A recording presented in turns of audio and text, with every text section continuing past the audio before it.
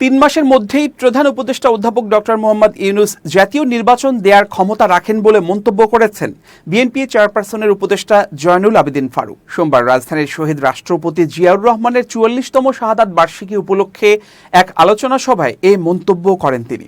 সভায় বিএনপির vice chairman Shamsuzzaman দুদু উপস্থিত ছিলেন। জয়নুল আবেদিন ফারুক বলেন, বিএনপিকে মাইনাস করার চেষ্টাও করা হলে বিএনপির লাখ লাখ নেতাকর্মী তা মোকাবেলা করতে প্রস্তুত। যে সকল উপদেষ্টা সরকারে বসে আরেকটা দলের পৃষ্ঠপোষকতা করছে তাদের পদত্যাগ ছাড়া সুষ্ঠু নির্বাচন সম্ভব না। তিনি আরও বলেন, করিডোর দেয়া বা সচিবালয়ের অধ্যাদেশ জারি সহ এই ধরনের সিদ্ধান্তগুলো নেবে নির্বাচিত সরকার। তাই দ্রুত নির্বাচন দিয়ে জনগণের হাতে ক্ষমতা ফিরিয়ে দেন।